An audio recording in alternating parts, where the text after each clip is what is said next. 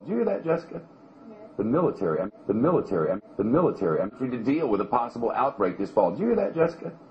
The military. I mean, they have some serious concerns about what's going to happen in the fall with this flu. Yep. Because we'll have two flus at once, obviously, regular old every year flu, and then this, pig flu. It's an H1N1. Yeah, in case the government asks FEMA for help, the government will be ready there with the military. We're told it's as health officials race to get vaccines ready.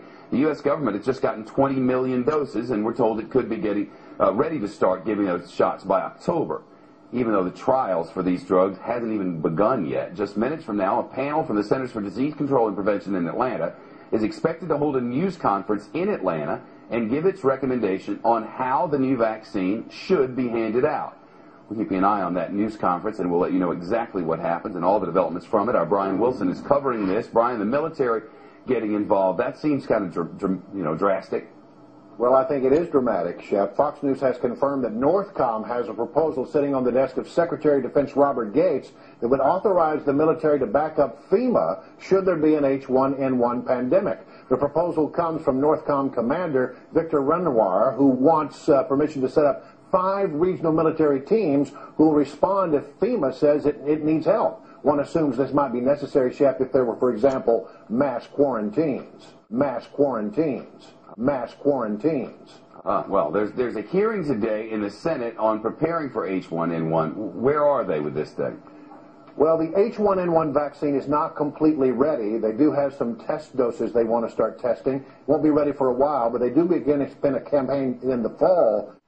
And, Shep, those who should be at the front of the line, adults 19 to 24, we're beginning to hear, because it seems that the H1N1 hits young people the hardest. Yeah, I guess they saw that here in the United States, but were they seeing that in outbreaks in other parts of the world as well? I mean, we've learned a lot about this thing recently.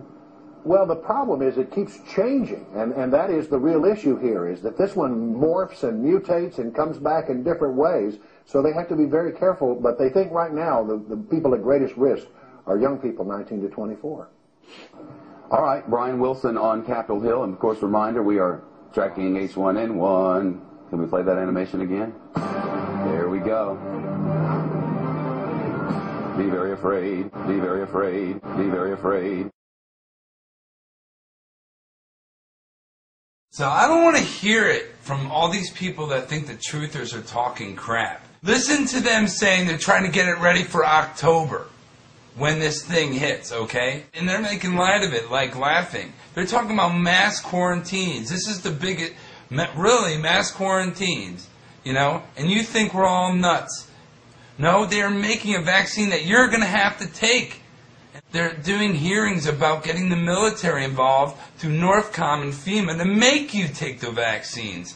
Now, there is no conspiracy in that. That's the truth. They're doing that right now. They're having hearings. They're going to have a press conference. So stop calling truthers like paranoid, man. If you don't wake up and see what's going on, then you're dumb as shit. You're dumb as shit. It's on Fox News about the hearings. It's right in your face. It's right in mainstream. I just showed you that they're talking about quarantining and having 5 different military divisions through Northcom and FEMA. Just wake up. Wake up.